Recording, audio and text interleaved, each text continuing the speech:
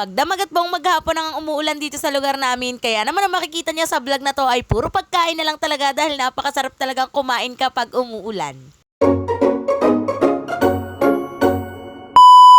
Ali, eto, pagkagising, hindi naman pwedeng simulan yung araw nang hindi gumagamit na itong Beauty White Soap ni You Glow Babe. Ilte, kung gusto mo maging fresh buong araw ay isama mo na nga yung si Beauty White Soap ni You Glow Babe sa routine mo. Ay naku, wag basta hilamos ate ko, gumamit ka ng quality na sabon gaya neto. Ayan, after magpa-fresh at maghilamos ng babae ay nagdiretso na nga yan siya sa pagluluto. Kaya malakas pa rin ang ulan at walang tigil ay meron nga pasok ang mga estudyante dito sa amin dahil wala namang bagyo dito at wala nga signal yung lugar namin. Kaya ayan, nagintindi na nga ang babae na yan dahil meron nga pasok sa school yung anak niya. Grade 5 na nga ang iya nyo at hindi na naman kagaya ng dati na binibihisan ko pa nga siya. Ayun kasi may sarili na nga yan siyang kilos. Ako rin kasi talaga na matutunan na nga ni Iya yung pag-asikaso sa sarili niya. Dahil kapag grade 5 sila ay meron na nga silang lesson ng pag-iintindi ng sarili mula sa pagligo pati na rin nga sa pag-aayos ng pananamit pati na rin ng buhok. O siya, napadami na naman ang daldal, lumabas na nga kami ng bahay dahil tapos ko na nga siyang bihisan at sakto naman dating ng kanyang daddy. Nagpaalam nga lang yan siya at ayan, ihahatid ko na nga siya sa sakayan. Tatanungin niyo ako kung nasaan nga si Kuda Bupalupulipid ay hindi nga yan siya nagpate dahil gustong-gusto nga na nakasabay yung mga pinsan niya. Bibigyan ko nga minsan para maranasan niya nga yung pagko-commute dahil malapit lang naman yung school dito sa amin. Kung maisakay si Iya sa trike, ayan, dumaan nga muna ako dito para nga magbayad ng card ni Papa. Dali ko kasi yung Papa ko sa card bank para nga sa mga insurance. Kaya kung magbayad ng card bank kay eto, pag uwi ng bahay ay inuna pa nga yung humiga kaysa maglinis. Tamad kasi ang babae na yan ngayong araw dahil napakalakas ng ulan, napakasarap lang talagang maghilahilata. Bago maghilahilata, ayan, pinaghanda ko na nga muna na pagkain ng inyong daddies ko at dinala ko nga dyan sa kwarto. Habang kumakain nga ang daddy, ayan, nagkukwentuhan nga lang kami dyan pero wag kayong mag-alala dahil hindi naman kayo yung pinagkukwentuhan namin dyan.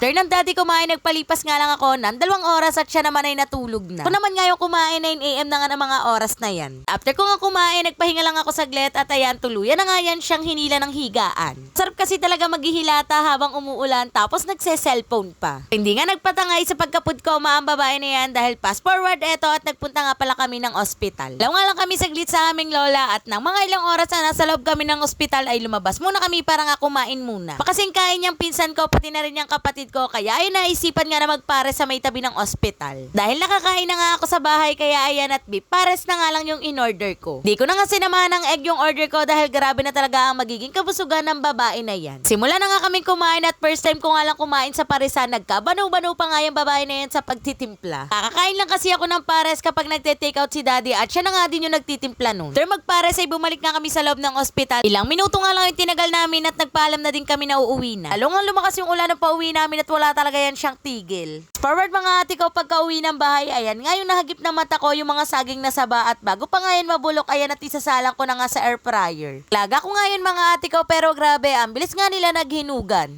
Kaya ayan, prito ka ngayon. Magluto ng saging ngayong makiat na nga ako sa kwarto at etong daddy's kunyo ay nakubalot na balot ng kumot dahil nakalimutan lang naman ng babae na yan na patayin yung aircon pagkaalis niya ng bahay.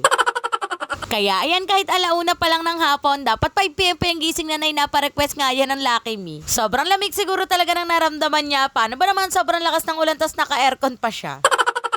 O paano, hanggang dito na lang muna. I-follow mo ako para sa mga next mini vlog natin. Bye!